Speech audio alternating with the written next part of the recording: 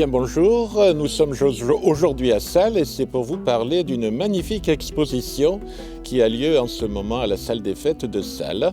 Et pour nous en parler, pour nous introduire cette exposition, j'ai demandé à Jean-Pierre Poumeiro, qui est conseiller municipal et qui est chargé de suivre le Conseil des sages, de nous en dire quelques mots. Tout à fait.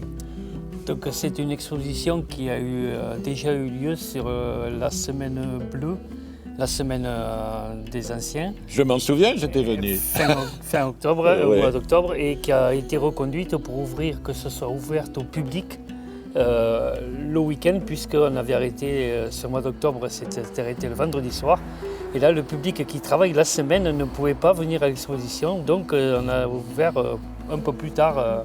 Je me suis laissé dire que la forêt à Salles, ça couvrait à peu près 1200 hectares. C'est vrai? Oui, soit environ 87% de notre territoire. C'est quand même assez. Et donc il n'y a pas que de la lande. Il n'y a pas que de la lande. À Salles. Donc merci Jean-Pierre. Voilà. Et puis on va aller visiter en compagnie de Gilles. On va aller visiter cette expo. La cérémonie. Et fais-nous visiter un petit peu. Hein. Alors ici, là, c'est l'histoire. Ici, on présente l'ancienneté de la forêt de Salles, avec la description du paysage ancien, l'évolution à travers les âges, la formation de l'aérial. Je vois le piédestal du berger d'avant la forêt. C'est les chasses, bien sûr, la tianque.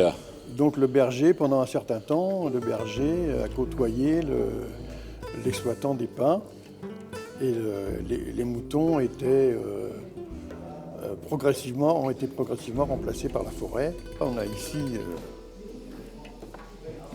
les charbonnières de Salles. Donc, on peut voir ici.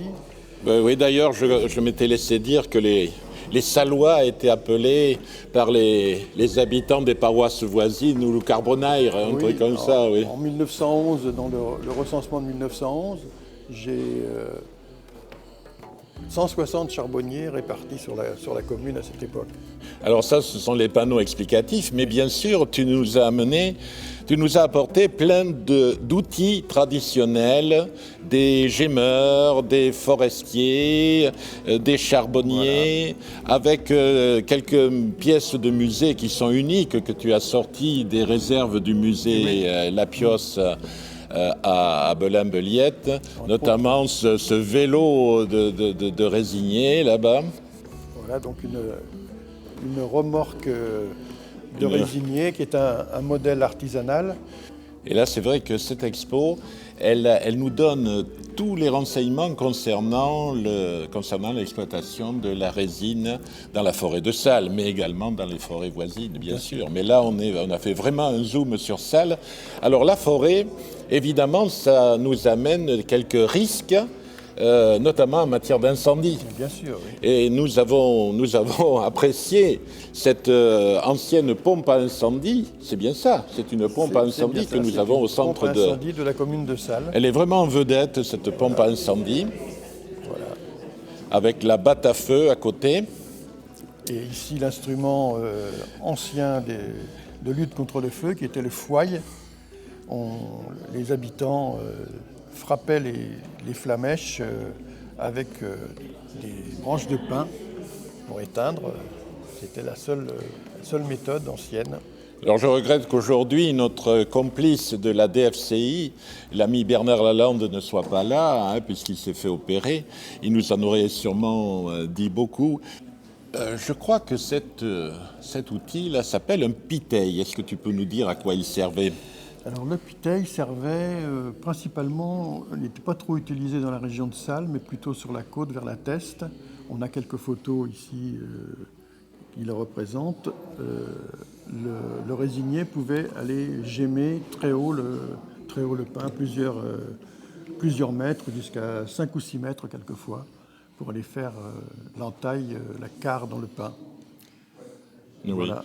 Et il fallait être un peu acrobate. Il fallait être un peu acrobate, et c'est à propos de ce piteil qu'on a dit, un voyageur du XVIIIe siècle, en constatant que le résinier pieds nus sur le piteil arrivait à se cramponner et à tenir bon pour aller gémer son pain, avait décrété que c'était probablement le lien entre l'homme et le singe. Oui, je l'ai lu aussi, oui, effectivement.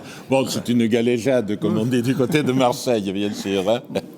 Et on a aussi un élément très important ici, c'est le pot Hugues. Le pot Hugues, oui. Autrefois, pour récolter la résine, on faisait un trou au pied du pain, mais évidemment, la résine était polluée par différents éléments. Et puis, Hugues, qui était né à Bazas, je crois, a inventé ce pot, et puis il a été adopté par tous les résiniers de notre Aquitaine. Jusqu'à pratiquement la fin du gémage. À la fin, il a été remplacé par une poche en plastique qui permettait de garder les éléments volatiles, de les garder mieux. Et actuellement, maintenant, le résinage moderne se fait de cette façon, avec des poches plastiques. Où on peut récupérer de la résine très propre. Très propre et très pure, et avec beaucoup d'éléments volatiles qui sont conservés. Et qui est demandé par la chimie fine, voilà. Et qui a encore un beau rôle à jouer dans l'économie du Sud-Ouest. Le musée La Piosse organise régulièrement des expositions, oui. Et cette année, je suis sûr que tu vas nous en présenter une, peut-être à l'automne. Alors à l'automne, pour les Journées du patrimoine, nous allons présenter une exposition qui va un peu ressembler à celle-ci, qui va s'intituler des moutons à la résine. Ah ben oui. Donc il y aurait donc une partie agricole sur l'agriculture traditionnelle et comment cette agriculture a été transformée en monoculture du pain au fil des années. Et tu voudras bien transmettre, Gilles, nos amicales salutations à ton président, Guénolé Belbéoc, bien sûr, qui est une des chevilles ouvrières de l'association des amis du musée La Piosse. Merci beaucoup. Alors à très bientôt, les amis, pour une autre exposition aussi intéressante que celle de Salles sur la forêt.